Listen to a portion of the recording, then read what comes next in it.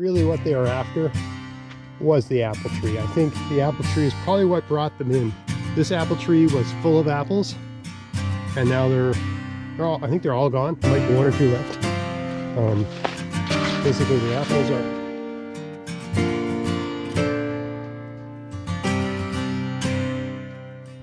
Hey, it's Greg here with MaritimeGardening.com, and we've had a little bit of drama here in the garden. We got a black bear over the fence in the garden, making a hell of a mess. So come have a look at all that. So here you can see where the fence has sort of been bent into shape, right? Dipping down like that. That's because a black bear climbed through between the barbed wire and this, right? They're smart, so they know the barbed wire is bad news, so they just use their incredible strength and weight to push the fence down. Now, I noticed one or two spots, and they never come in and go out the same way. They bend the fence down and come in, and they pick another spot and bend the fence down and go out, which is very rude. So I noticed this earlier in the week. My wife had gone out to get some greens for supper on Monday or Tuesday. She said, "You better take a look at that garden. I think something's messing with your apple tree." So when I came out and I saw the fence like this, I repaired it. So Tuesday night, I think, I drove this post down. I pulled the fence back up using this string here, and then I added some extra barbed wire. And I went all the way around to over there, because over here is where the bear had left the garden, right? So you can see, because it's all bent there, right? I mean, the fence should be a nice, so you can see how here it's a nice, it's a straight line, right? You can just tell where they've gone over because they've bent it, because they weigh a couple 100 pounds, right? So I added all this barb here to keep them from doing that, and I thought, problem solved. And then a couple nights later, or a couple days later, I came out here in the morning or something, and this was bent. This is bent, right?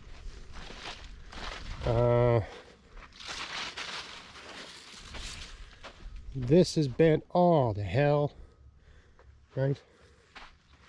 I think they've also been, I noticed a lot of my grapes are missing, even though they're not ripe. This spot of the grape plant has no leaves, probably because they climbed over it here, right? And I noticed down here, there's grape leaves and branches and stuff all over the place, right? Where they made some sort of a mess, right?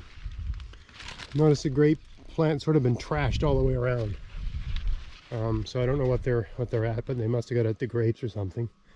You can just tell the rhubarb's broken down here. They were walking around in here, right? See how this is broken off, right? That's not natural, right? Right? Something just came in here and went to town on this. I don't know what they were doing in here. Look at all these rhubarb that are broken off, almost like they were digging in this or something. And the coup de grace, a nice big stinking load of bear crap right here.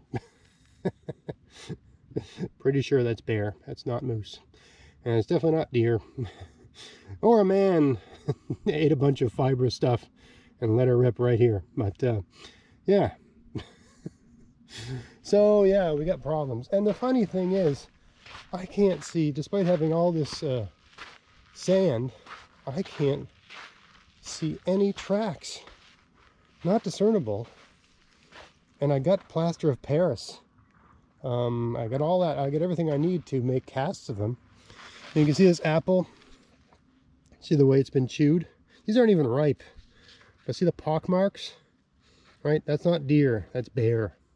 Now, aside from finding black hair in the barbed wire, I've had a couple rains, so anything that was around has just been washed off. But yeah, aside from finding black hair in the barbed wire, I got holes like this in my apple. Those are bear tooth marks. Right, deer, when they go at an apple, it looks different, right? It looks chewed. Also, outside the garden, this pumpkin, that's bare. See all the holes, right? I mean, they put their face down there and they tried to go at it. Took a couple good. She could look like food to them. They're very smart. Didn't like what they were getting into, so they just left it alone, right? But that's a bear. That's just what the tooth mark looks like. They got a long, sharp tooth. And aside from the grapes, I think really what they were after was the apple tree. I think the apple tree is probably what brought them in. So I'm gonna have to seriously think about keeping an apple tree here going forward. It just might not work. This apple tree was full of apples, and now I think they're all gone. There might be one or two left. Basically the apples are, yeah, there's one apple, right? So I had a bunch of apples. They're not even ripe, for crying out loud, but this apple tree was pretty much full of nice, big, fat Honeycrisps mostly, and they're all gone. They're either on the floor, on the ground, half eaten. They're all gone, and you can tell they were up the tree. They broke this branch. This wasn't broken a week ago, right? So there is, you can see along the side of the garden, there's the obvious game trail, right, going right along the perimeter. So things walk by here all the time. Mostly deer. They don't like this barbed wire, so they don't try. My guess is a black bear walked by here, saw the apples, and found a way in, and they just kept coming back until pretty much all the apples are gone. And they're doing this at night, right? So maybe they missed one or two, but basically the apple tree, I think, is what brought the bears into the garden. They know what apples are. They saw them, they went after them, which is a shame. I mean, all they do is eat everyone's trash around here. I think they just stick to trash. And I'm kind of mystified that they would eat the unripe. When they first came by, a couple apples were down on the ground. I thought, well, they won't come back. They're not ripe. They couldn't have tasted very good.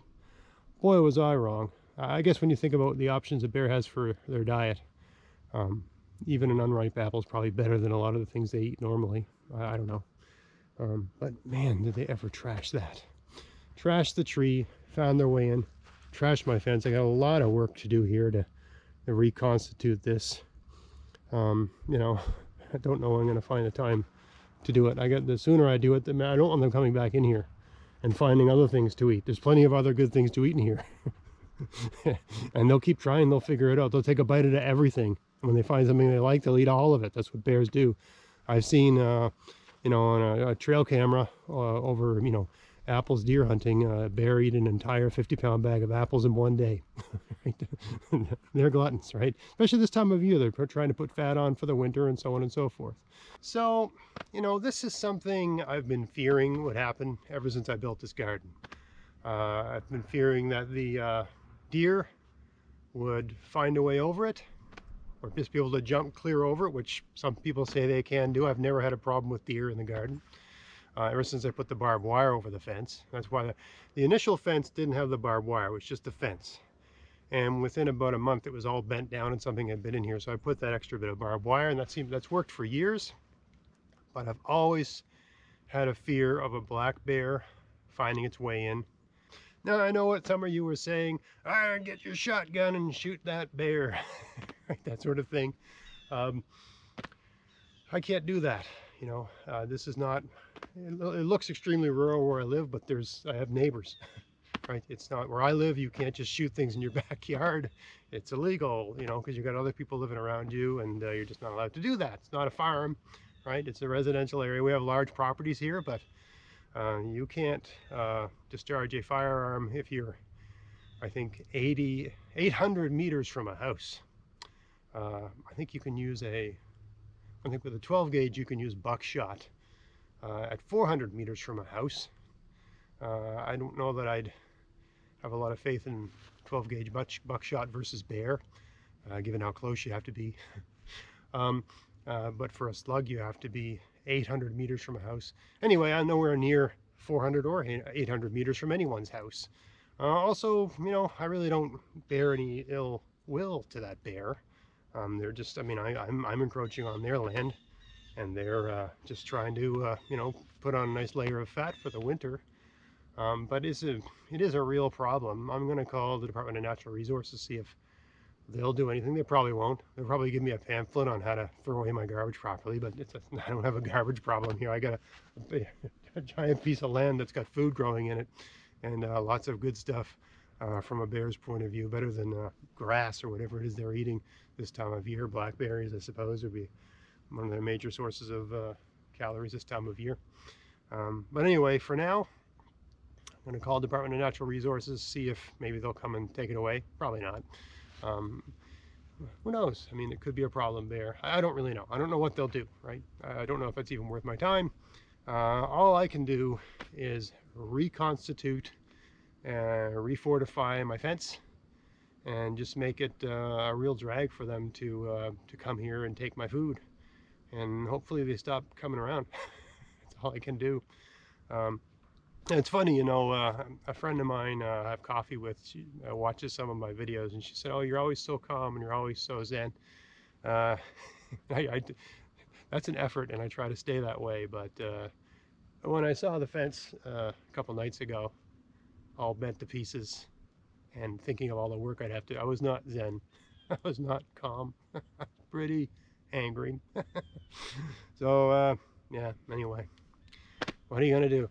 I mean, that's part of having a garden, you know, pushed into a natural forest with, you know, tracts and tracts and tracts of land. It's all wild back there, and there's moose and there's bears and there's deers and there's raccoons and porcupines and rabbits and lions and tigers and bears. Oh my, right? It's just, I mean, it was always a risk. It's the reason I don't compost my household kitchen waste, because I do not want to give bears a reason to be around here. And I don't know why I didn't think of it, but a big tree full of apples is a hell of a good reason to come around if you're a bear. So I have to rethink this whole apple tree thing. I really, really love the idea of having a tree that makes food.